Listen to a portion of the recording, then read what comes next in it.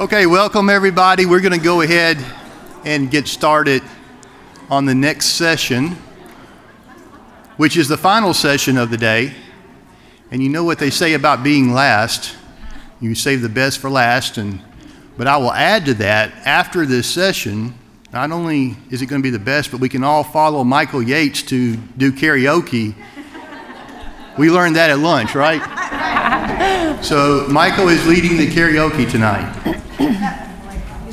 So I'm Jimmy Jackson from Professional Care Services. I also have the honor of serving as incoming TMHO president for next year. So Brian still gets that for another like 18 hours as he was counting down today at lunch. But I'm really excited about this next session. I'm going to introduce the panels and the moderators here in just a second. But in this session, we're going to discuss emerging models and strategies that promote effective collaboration among behavioral health and IDD providers, and how to apply practical approaches to improve coordination, communication, and care planning for individuals with co-occurring and IDD behavioral health needs. On the stage, serving as the moderator is Dr. Bruce Davis. He is the Deputy Commissioner of Clinical Services for the Tennessee Department of Disability and Aging. And I want to take just a second, if you are here today in attendance and you work for the Department of Disability and Aging, can I ask you to just please stand for a second so we can recognize the work that you do?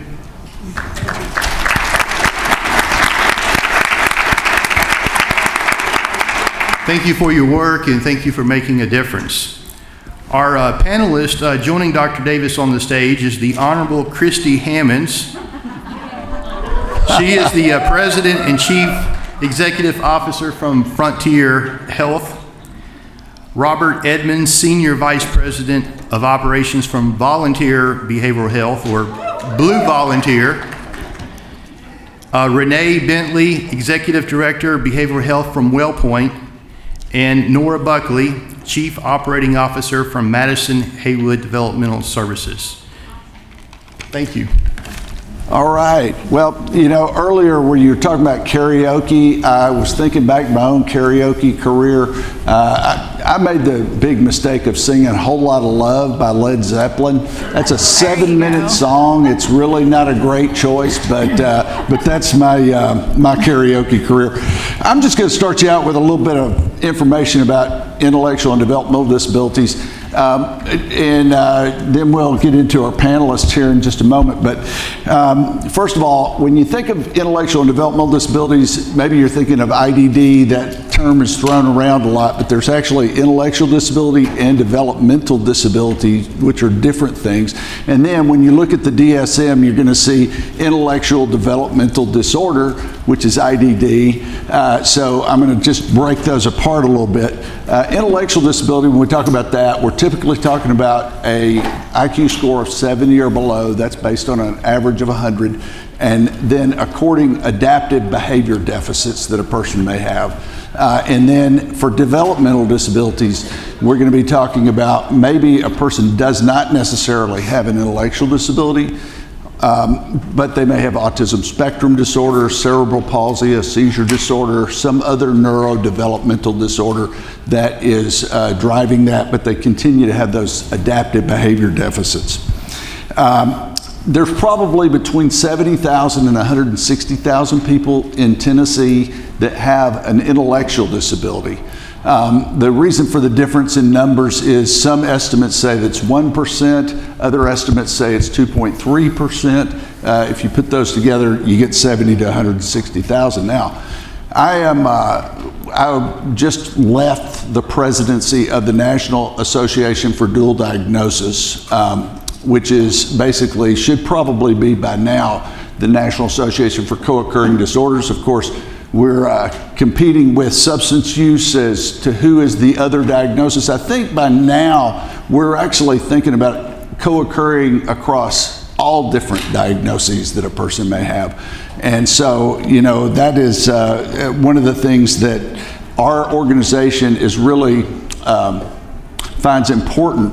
But one of the things that happens with people with intellectual disability is that diagnosis tends to overshadow other things that may be going on with them. And so if they do have a substance abuse problem, that might be overshadowed by the fact, well, they have intellectual disability. If they have a mental health concern, then that may, the ID diagnosis may overshadow that. And that's really a lot about what NAD is all about, is trying to correct that so that people can get the appropriate treatment. Now, when I give those numbers of people that have intellectual disability, only about 15 to 20% of those people are actually in intellectual disability services of some kind. So that leaves a lot of room for a lot of other services that may be in place for people, or some people who may live independently, but they end up sometimes in other systems. I want to mention real quickly, we have a program called 10 Start, and several of the people who are here today are part of our 10 Start team. We have 7 teams across the state. They have developed partnerships with all of the mental health centers across the state, particularly the mobile crisis teams. So they work hand in hand with mobile crisis teams, provide crisis services, crisis planning, and then they also provide training. We have every month a CET, or clinical education team, somewhere across the state.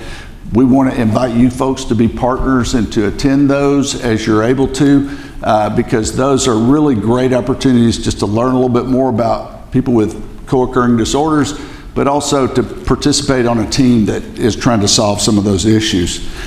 And so when we talk about agencies we have partnerships with and where things are going on, we've got some of the agencies represented here.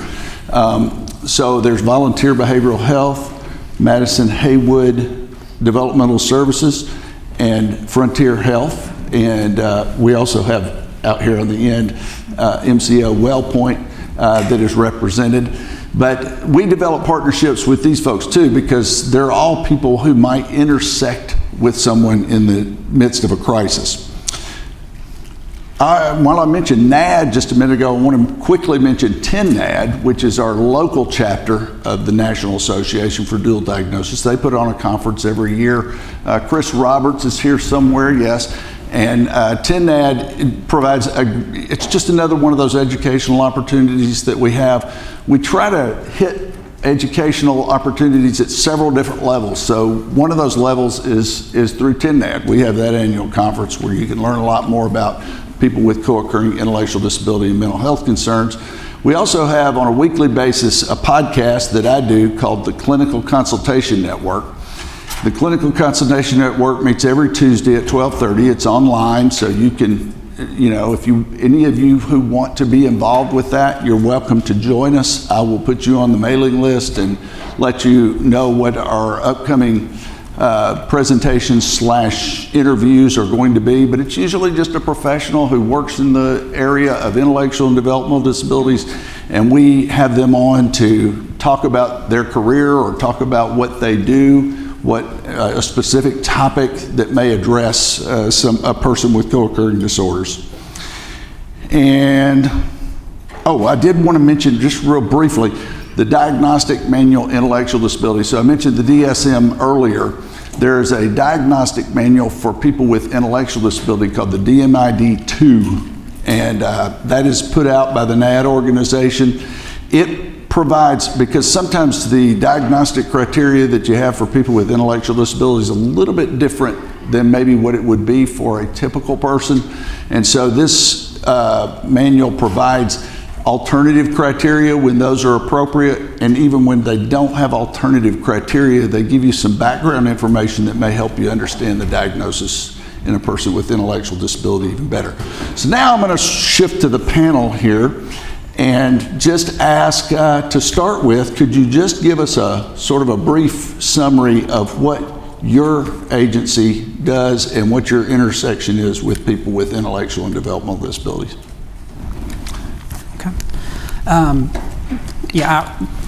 This really was something that kind of came to us, to our doorstep in terms of our journey in this.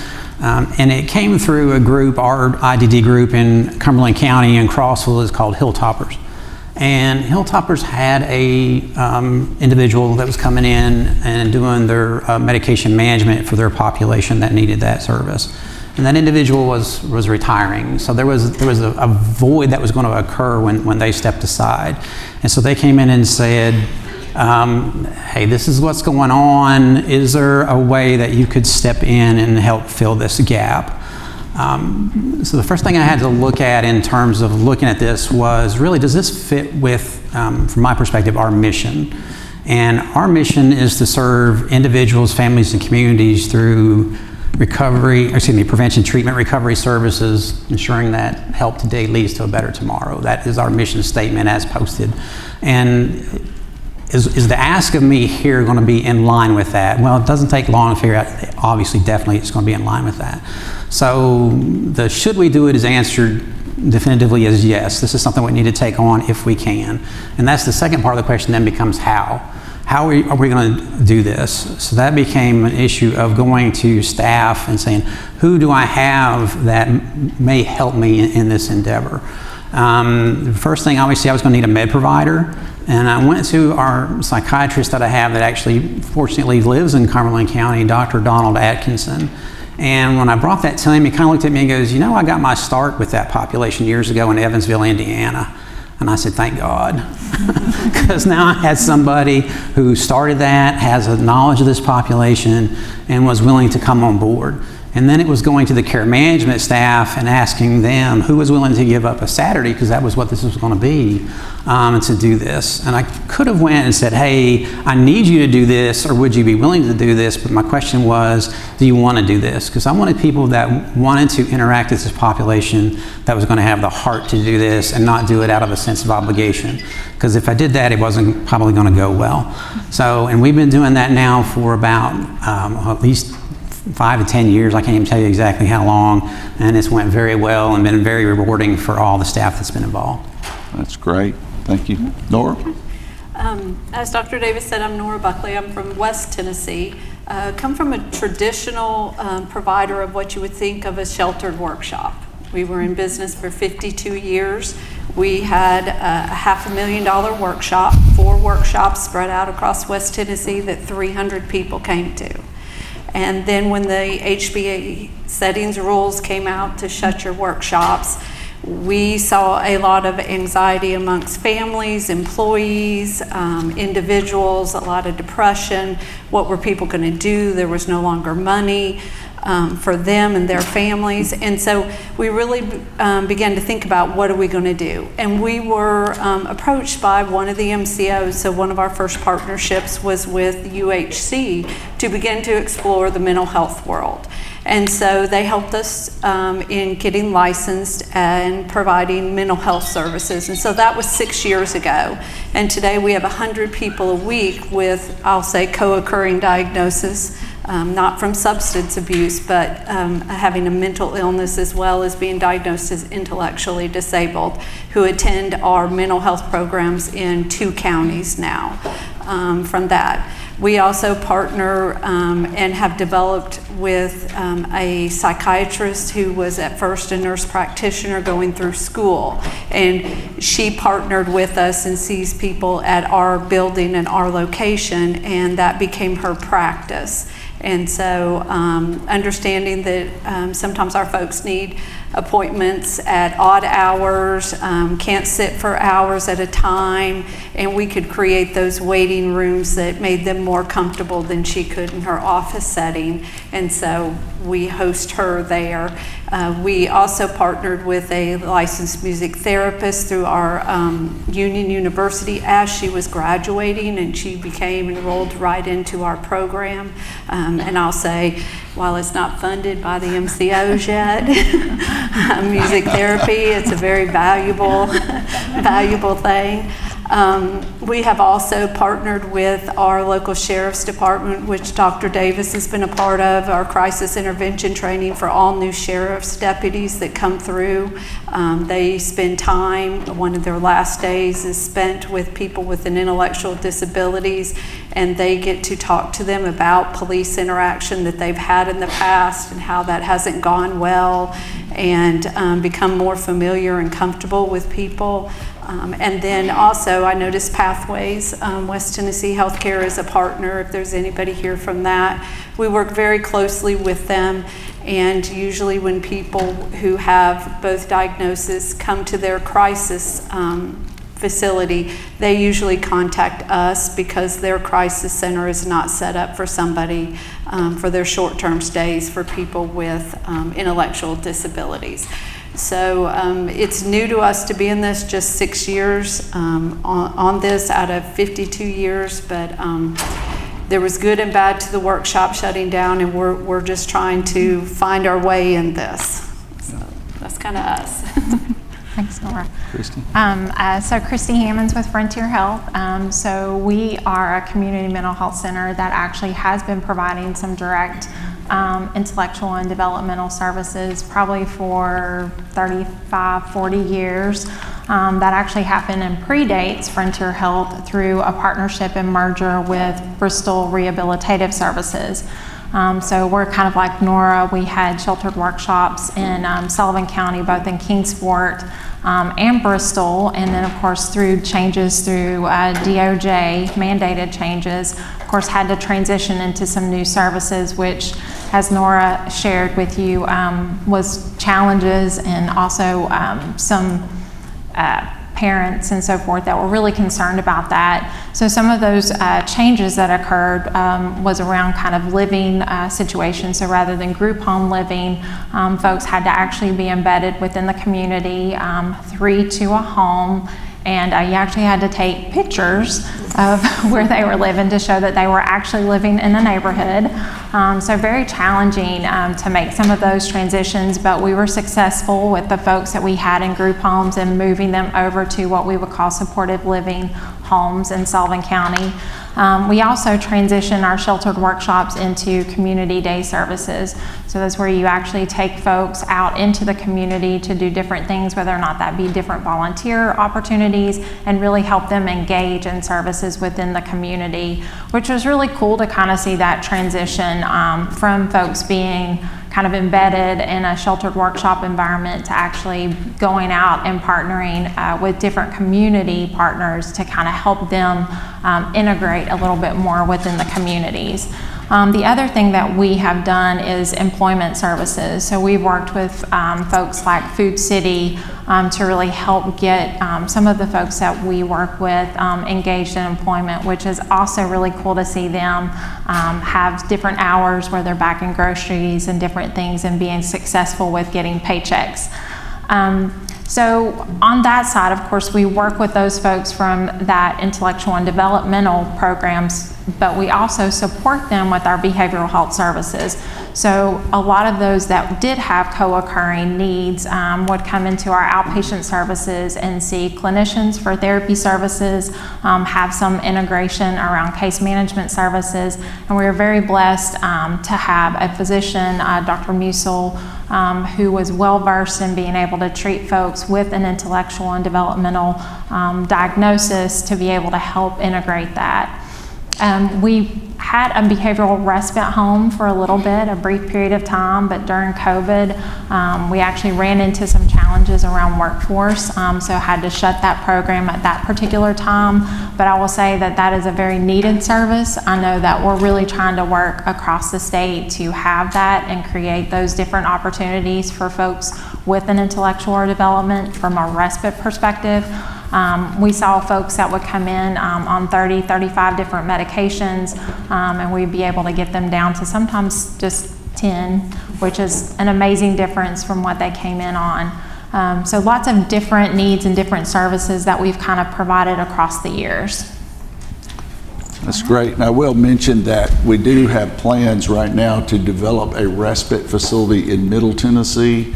A little bit closer because we do have an existing facility in West Tennessee that we use for that purpose, but we're going to have a Middle Tennessee option, a little bit closer to East Tennessee anyway. Yeah. But and now Renee, Yes. tell us about your Good evening, everybody. I'm Renee Bentley, the Executive Director of Behavioral Health at WellPoint, which is one of the 3 managed care organizations with TNCO. And I will just say I'm a licensed clinician by trade, and so one of the things I love about my role is that although there's lots of aspects to it, I still really enjoy getting to utilize the clinical aspect of my experience to serve the members that to address the needs of the members that we serve. I like to jokingly say there's so much more to the MCOs than claims. It's actually one of my least favorite things. But I will say we have clinical teams and great partnerships with our providers. So under behavioral health, we have a group of case managers that are behavioral health focused. We have RNs that are part of that team. And so it's a really, it's a great dynamic to have when you have physical health integrated into behavioral health, because we're ultimately responsible for addressing those physical and behavioral health needs of the folks that we serve. And then at WellPoint, we have an IDD care coordination team where that team sits under case management, but they are folks that have expertise. They come from the provider, the community, and they have expertise in addressing those needs. And so we work really closely internally with our ECF Choices team, and then also externally, we work really closely with DDA for folks that are still being served on the DDA waiver.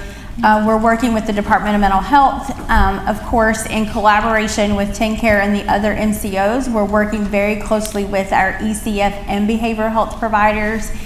And one thing that I feel like I want to share that I'm very proud of is just the collaboration that we have with our provider community. I think that what we have realized very quickly is that we have some gaps in our service delivery for behavioral health, of where folks with more complex behavioral health needs, we're just not able to meet those needs in the current system. And so what does that look like? And that has led to actually new services being created and currently being implemented.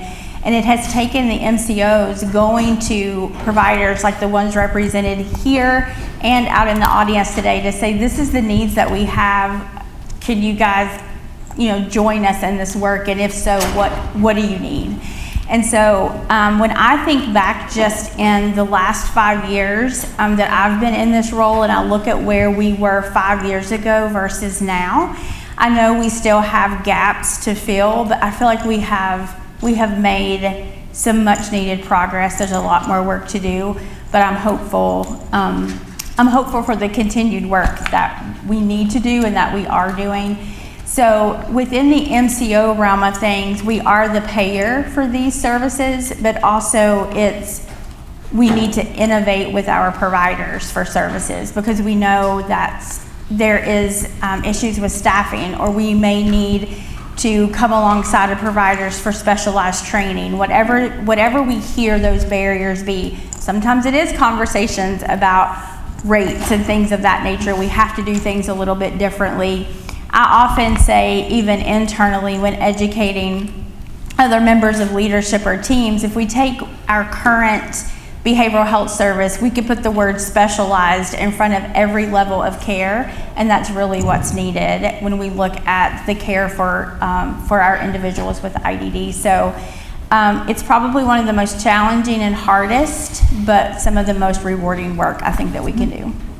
Yeah, well, a lot of times we have to get very creative too with the work that we do with people with intellectual and developmental disabilities. One of the areas I can think about that, I think about that a lot with, is in the treatment of borderline personality disorder. I think there's probably a little bit of an idea that maybe a lot of people with ID don't have borderline personality disorder, but that's not true. In fact, there was a study in 2018 that showed that 10 to 13% of people with intellectual disability have a co-occurring borderline personality disorder diagnosis.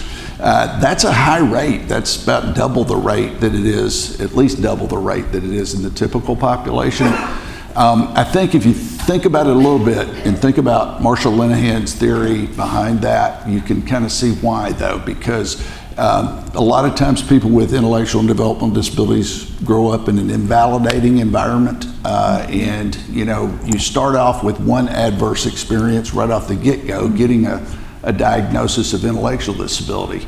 And so you see that, and even in a lot of people that don't necessarily have the full criteria for BPD, you'll still see a lot of those same characteristics because of that factor that I was just talking about. I'm curious as to, and Renee, maybe we'll start with you about creative practices that we've used to try to address some of those needs. Absolutely. Well, I would be remiss to say, I know that she doesn't like to be called out, but I want to call out Amy Eller from our team. She does a lot of pulling together of people. She's great at doing that, has a lot of expertise in this area. And we have a lot of members of our team that have expertise in this. And so when we come together clinically, in those, to Dr. Davis's point, we have to get creative sometimes. And so one of the things that we can't, and that we often, when we're looking at these things case by case, of course we have to work alongside and in collaboration with our provider community. So when you talk about getting creative, sometimes it doesn't fit inside of the standard payer box. And so it's like, how can we wrap services around this person? What other resources are in the community that we can bring into that? One of the things that we have really spent a lot of time this year in particular in spearheading is some specialized training. We have several providers, many of you in this room are part of our skills system initiative, and that is a specialized training model that is great for working with folks with intellectual and developmental disabilities. And we have not only been able to provide that for providers, but really come alongside clinically by the means of consultation sessions and things of that nature with providers. Also utilizing, I think, the skills system and what I'm getting ready to talk about with the DLA assessment. One of the things I find that can be very difficult is we all can speak a different language sometimes. So how could we get some evidence-based tools and resources where we're all speaking the same language and utilizing those same tools clinically and by way of assessment, so that when we are working on these complex situations that we're not having to kind of spend time getting caught up, if you will. And so we have found that in some of this work that we've started this year and we will be continuing into 2026 is that it's really given us this common foundational language to utilize. I mentioned our MCO collaborations. This year has been a very busy year in the MCO collaboration world, but we've really worked together as the 3 MCOs, which when I talk to colleagues in other states, you just don't see this type of collaboration, but we've looked at ways to streamline processes to make it easier for providers so that you're not doing 3 different things 3 different ways. Having uniform request forms for authorizations, increasing our information sharing, just what's working for you guys in these types of situations, and then creating linkages between our providers. So some of you, if not all of you in the room, have probably heard of the TrustPoint IDD unit. That was a collaboration between the MCOs and trying to link other providers to the unit and the services they provide. Something that is in implementation right now is our specialized continuous treatment team services, which is specific services, in-home types of services for folks with IDD. And then we're currently working on what it would look like to have an IDD unit for our youth population. So coming together with providers and coming together as the MCOs, and we really, we have had many of you join meetings with us to say, tell us what's working and what isn't working, what are the barriers, what can we do to help, those sorts of things. Now, there's limitations sometimes that we can't seem to kind of get around, but where we have been able to, that's one of the things I was thinking about as I was saying it's been some of the most hardest but most rewarding work, because we have seen change. We are seeing new services come on board and more providers being able to provide these services.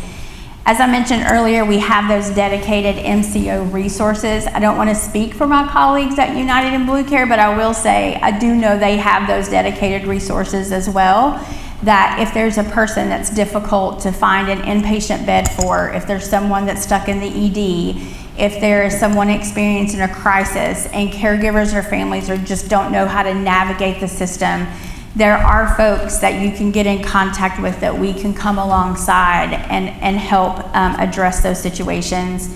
We have daily rounds with our MD.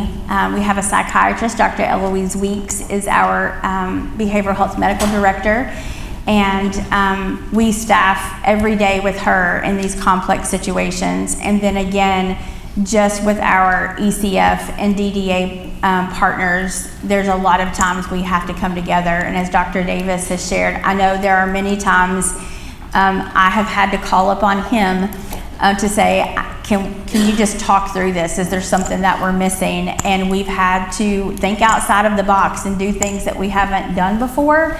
But in those situations, it helps us to know what does work, and it gives us kind of data and information that we need as we look at building out this network of services.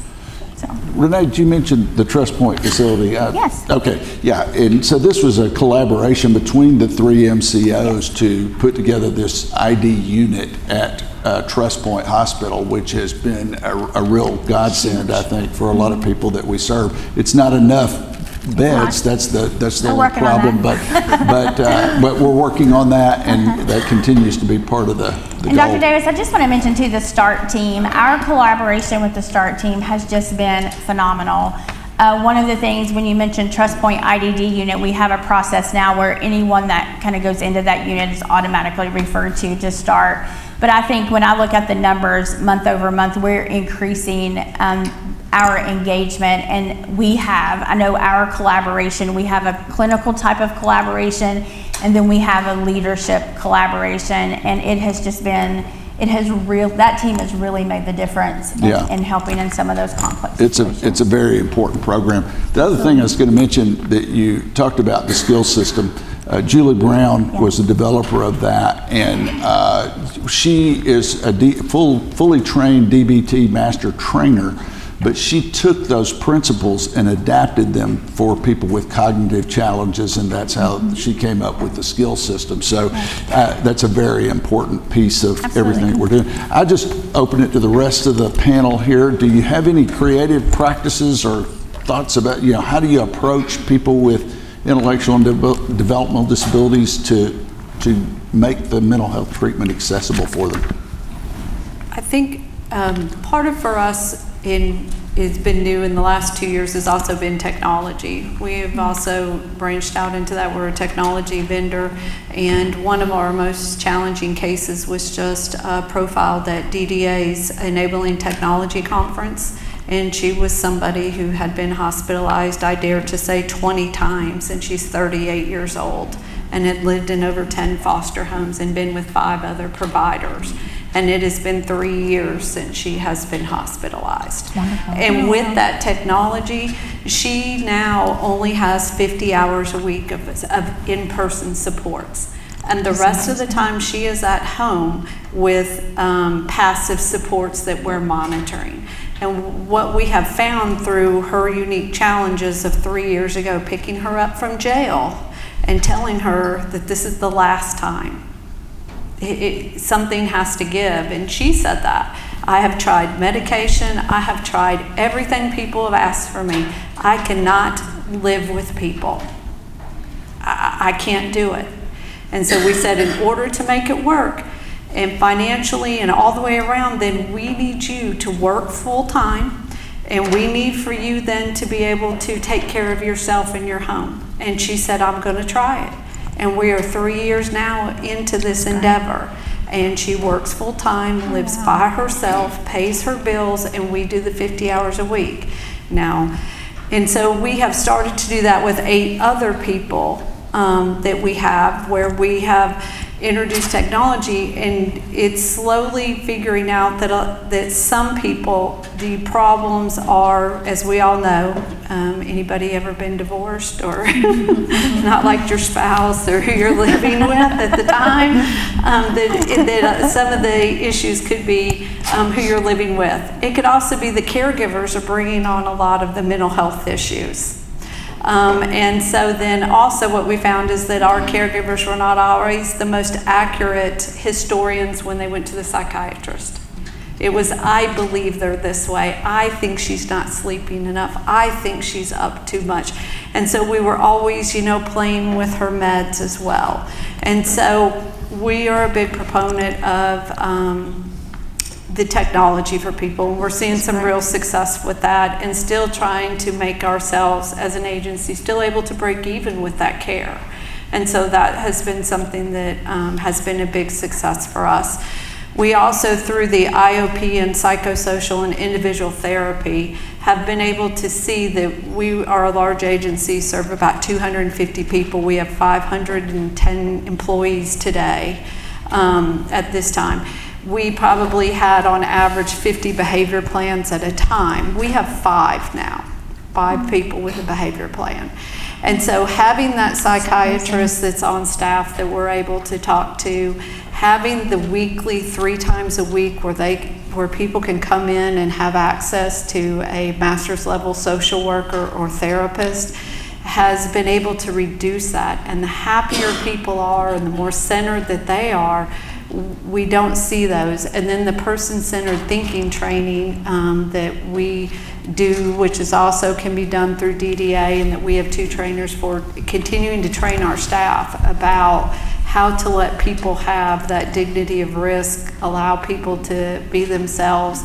It's just a whole bundle of things that have made it. That's amazing. And, I was remembering back to one of our NAD leaders, Stephen Reese, who talked about this concept of self-hugging, which is something that a lot of people, that we probably all are tempted to do. We've got our own value set and we try to impose that on someone else, and that actually is one of the things that creates a lot of problems. But I liked also what you said about how augmenting behavior services or replacing sometimes behavior services with those therapeutic mental health services is very important. Behavior analysis is an important part of our work, but it's not the only part of our work. That's something I think that we all have to keep in mind. Any others want to share?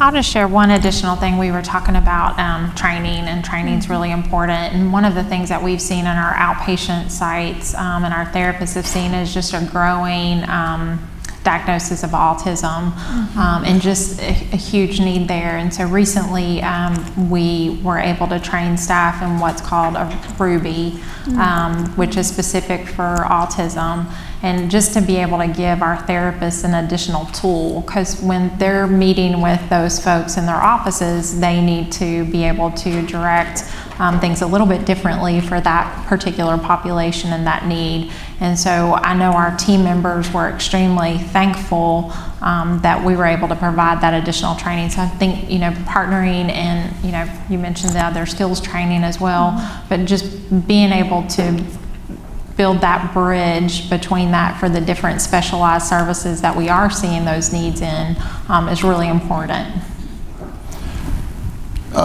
Robert, you can take off on this topic if you want, and I'm going to ask an additional question though about any barriers that you may see or any kind of things that get in the way of being able to provide the services that you want. I think for us, with our experience, because we're going to them, okay? With Hilltoppers, when they came with their ask, to go back to that, was, can you come and provide the medication management and the care management services, the collaboration work with our clients on site? So it wasn't that we're going to come to our office. So, when you start thinking about the logistics of all that, it's okay. Number one, they got to be, all of them need an intake. Right. So that's about 50 people that have to go through that intake process. So we sent somebody to them every day for a week and did multiple intakes a day, so that we could process that through within about a week's worth of time versus trying to bring them all into us. And the other part with them was because their previous provider was doing that on a Saturday, like I mentioned earlier.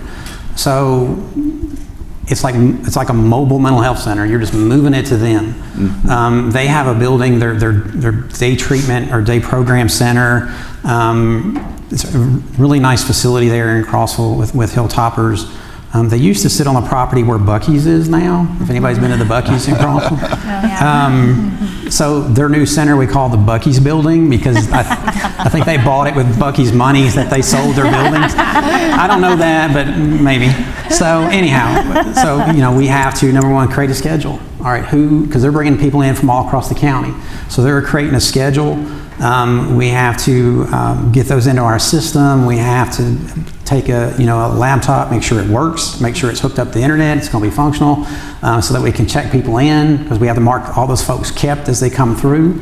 If, with our system, with Qualifax, you mark them kept, and that gives the provider access to then complete their note. So we have to have that documentation. Hilltoppers needs that. We need that, obviously.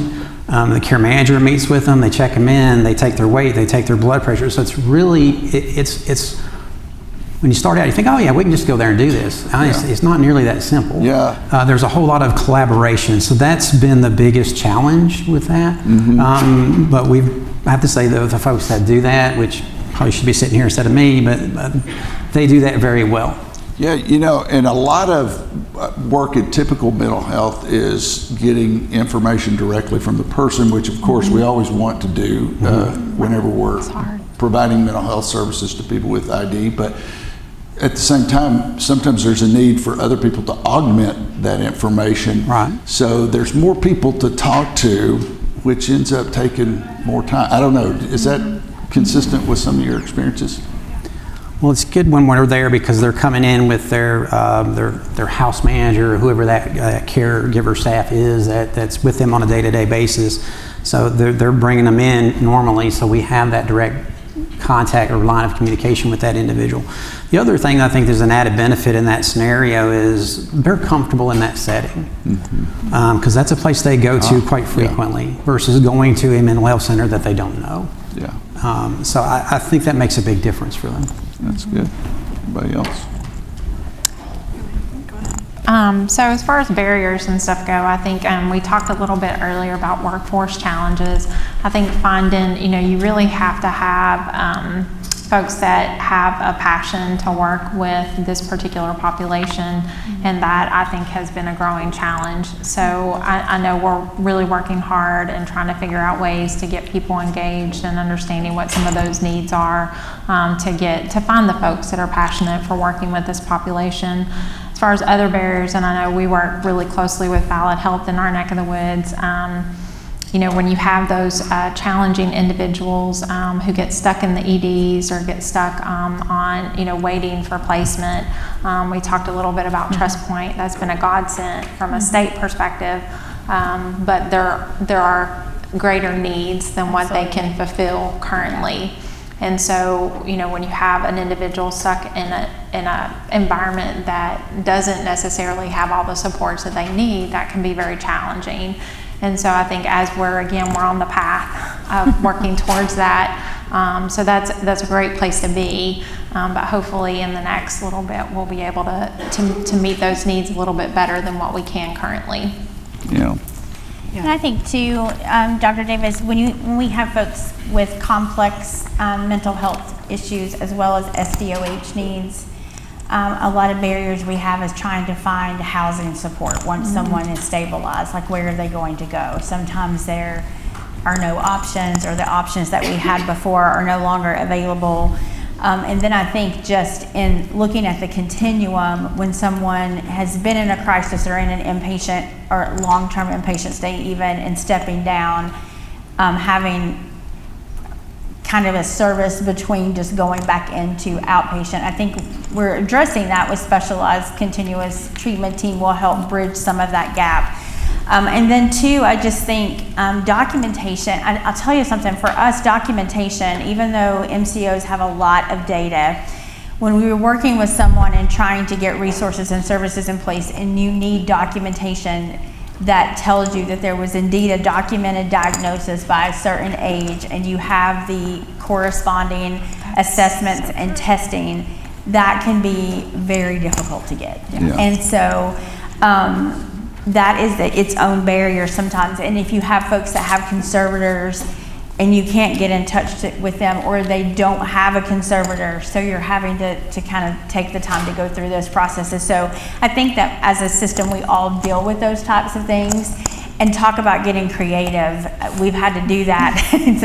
And I've even had providers that'll say, hey, they went to school here. We'll run over there and see if we can find some school records. So, but I just think looking at those more complex situations, as Christy, as you were sharing, we're starting to make some progress, but it also feels like the more progress that we make, what we're also finding is where we have some more of those gaps, which we can expect to see. So I think on that, from a provider standpoint, oftentimes when we get a referral, it won't even fill up a page.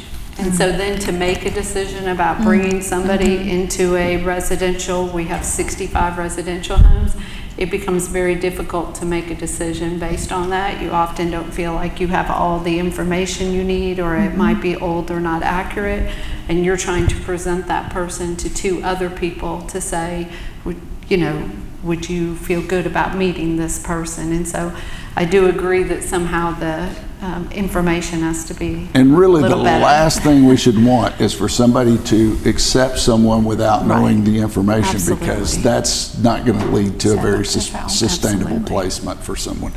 I was thinking about also one of the other aspects that makes it maybe a challenge sometimes working with this population is that we kind of get caught between, are we caretakers or are we trying to therapeutically help somebody advance?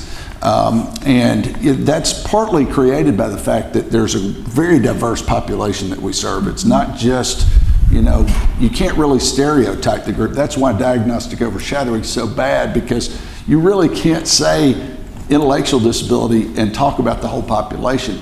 We have people all the way from the mild to the profound range of intellectual disability. People in the profound range are going to require a lot more care and support, whereas those in the mild range are not going to look that different from your typical mental health population. And 80% of people with intellectual disability have mild intellectual disability, so that's just important to remember. Maybe let's just talk a little bit about any successful collaborations you've had or successful success stories that you've had. Nora shared one a moment ago, but anybody else have anything you want to share there?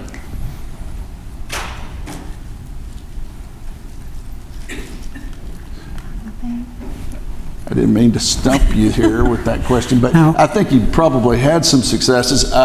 When I think about some of the successes that we've had, it's been areas where we have worked together, collaborated, and helped someone achieve something that we had not previously thought they had been able to achieve.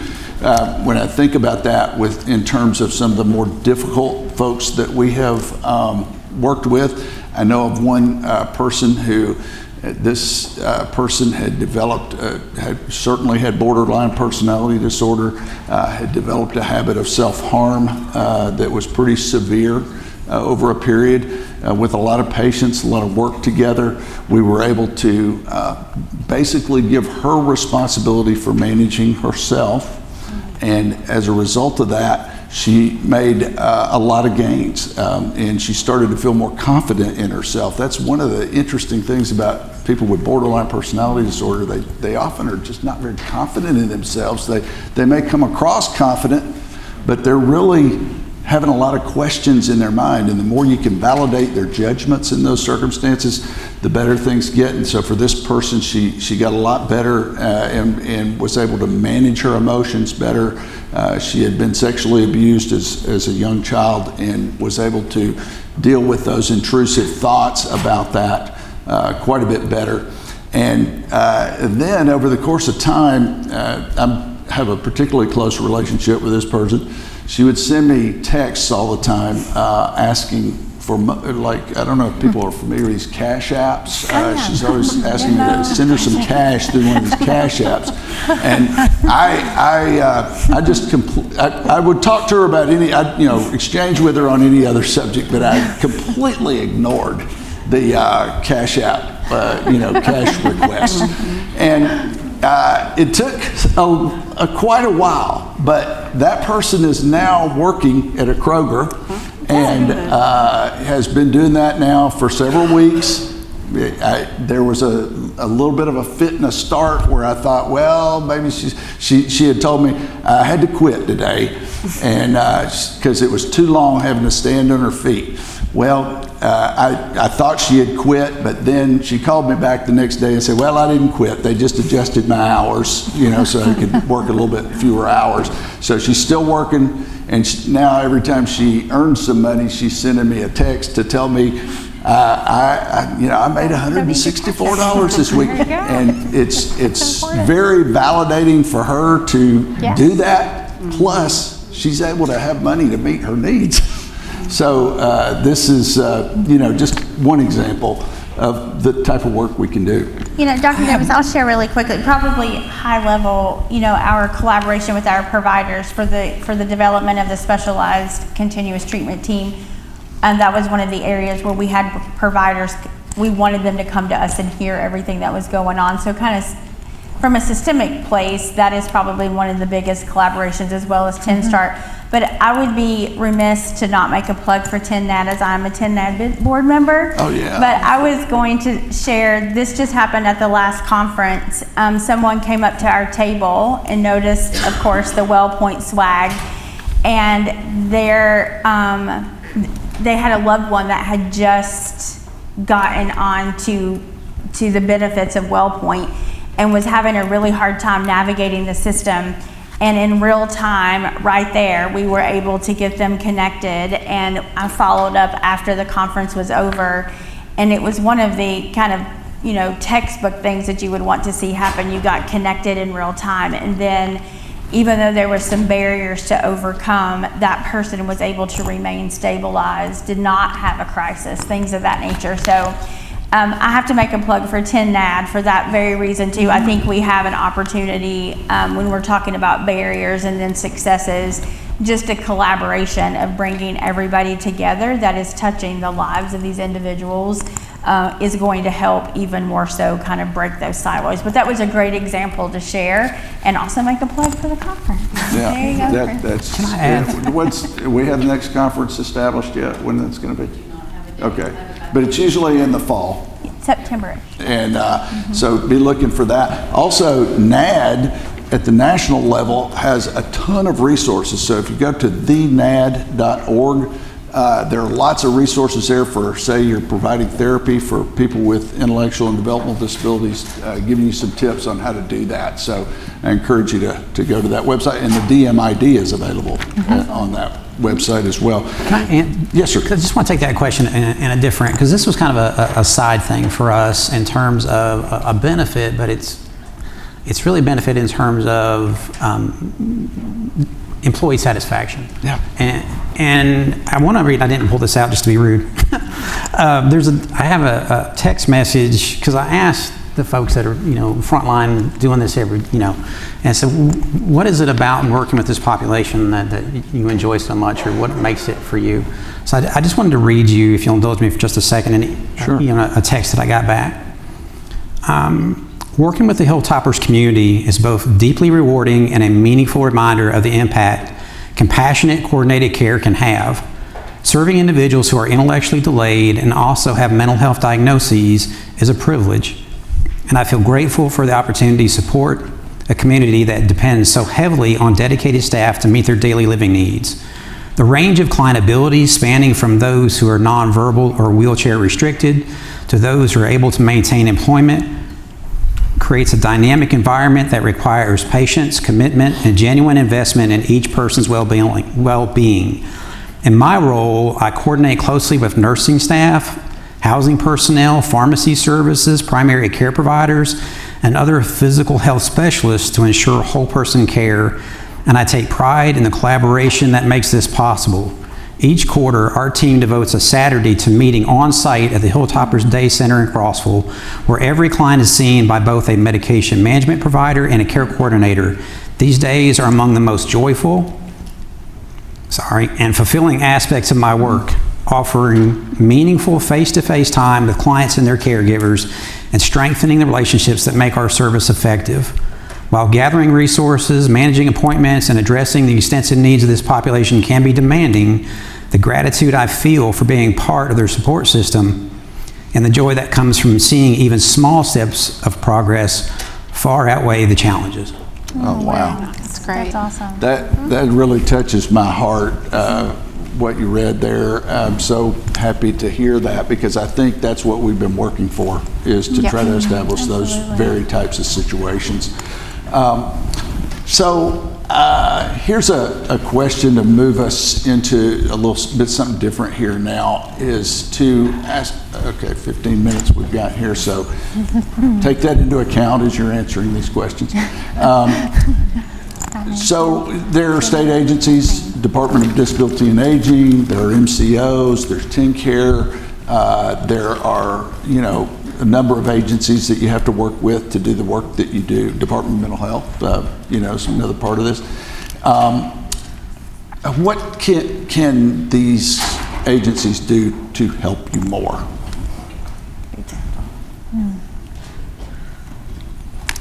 Nora, you had a little bit of a comment on this a little earlier. Wow. I think the more that the entities can agree on one entity to survey us, one entity to accreditate us, one entity to pay our licenses to. I know that several of you are probably like us. We bill through 9 different places. It's gotten better, our survey. This is the first year that everybody's on board with one, but it feels like we're not all quite there with the same expectations for all of the rules. I know the rate and those kind of things have gotten more aligned, which is great, and we appreciate all of that. But I think that those factors that we spend a lot of time on between our QA people and our HR people and the paperwork side of it seems to be we're kind of always looking for something for this entity or that entity, and we spend a lot of time on that. But I think over the 10 years we've been doing it, it has greatly improved. So the model that you guys do, you provide IDD services that are paid for through one service system, and then you have behavioral health services that are paid through another system. And so my question is, and there's another agency, Emory Valley Center in East Tennessee, that's also doing the same thing. What is your advice to agencies that may want to develop this sort of marriage? And it's interesting because we've got 3, I think Frontier was originally a mental health agency and added the ID services, right? Right. We actually, Bristol Rehabilitative Services actually merged with Central Appalachian Services long time ago. That happened longer ago than I realized, though. Yes. But yeah, that was an interesting thing. And Madison Haywood was an IDD agency that added the behavioral health services, and then you've got your behavioral health agency collaborating with an ID agency. So we've got a kind of a nice mix here. But what advice would you give to others who might want to develop a similar relationship? I think you've got to, look at who you are and who you want to be. Do you want to, what does your agency, as Robert said on his mission statement, what is your mission statement? Where do you see yourself going? Ours is advancing the quality of life, and that's for our employees, and that's for the people that we support. And so when our workshops began to close and we had this real deterioration of families and individuals and money going into their homes and that kind of stuff, it was a real breakdown for mental health. And so when UHC offered to meet with 15 providers who were IDD providers and bring in the mental health licensure department and show us and walk us through it, there were only 2 that jumped on the wagon, but we jumped on that wagon. And since then, I know that Connexus and then Donna Goodacre's group I forget that name. Progress. Progress has been meeting with us to walk through that paperwork as well. And so I think that's what you've got to decide for yourself. There's others that behavioral respite is a real need. Yeah. Are you that agency? That wasn't for us. We tried it for just a little while and it wasn't for us. And so I think it never hurts to explore things, and then you find out. Yeah. And if you don't have buy-in from your staff and your board, then as the lady Stephanie said, it's not going to continue. It's only going to be there as long as you're there. So what does your agency want to be as it continues to grow and develop? And so hopefully everything that we've picked has been something that our community and our agency is going to take forth from this day on, no matter who sits in what chair. I'll just add to that a little bit. Just, you know, as an agency and as you see what needs are walking through your door, obviously you're trying to figure out, okay, how do I meet those needs? So then mission's really important. But then really figuring out, as you see, there's all kinds of different ways to collaborate and partner. So it may not be for you to do IDD services, but as volunteer is done and collaborating with another organization to do that work might be where you land. But again, I think based on what your organization needs and what's walking through your door each day and what's in your community, that people come to you and say, hey, we've got this gap. It behooves you to kind of strategically kind of look to see, okay, what partnerships and what opportunities do you have to then try to create, again, getting creative to figure out a space that can meet those needs. And to add to that, I think, you know, as you do have those conversations, like this one was, you know, them reaching out to us, and it would have been easy to sit back and go, well, you know, our outpatient is traditionally 8 to 5, Monday through Friday. We don't do Saturday things, thank you very much. But you can't just focus on what you do, it's what you should do according to your mission, is the way I try to look at it. And also just listening to those individuals that are bringing those asks, requests, opportunities to your door. We know that one of the leading causes of failure in a clinical relationship is lack of connection. So when you work with people, it applies to those individuals in the community and those folks as well. And it's not a meeting, it's a daily process. You know, we talk to those individuals every day, because they're, you know, they don't just have a new person every 90 days when we're there on site. They get new people all the time, and they're calling one person to say, hey, I have a new client that's coming in. They have mental health needs. When can we set them up with a med provider? I mean, that has to be an ongoing grooming relationship. And that's probably a bad word to use, but so We know what you mean. That's the process there, and it's you've got to foster that and spend time with that. Yes, yes. Renee, training-wise, what are some of the things you think about that are needed? Well, you know, we've talked about the skills system. I Yeah. know that's not the only specialized training that's out there, but I really think when we are talking to providers about what is needed, a lot of times what we hear is we don't have staff that are equipped to address the needs. So what training is available out there? That's something that we've dedicated resources and investment into the skills system, but we'll have conversations around, here are some other resources. I think anytime that we can have some of those common language assessments, things of that nature.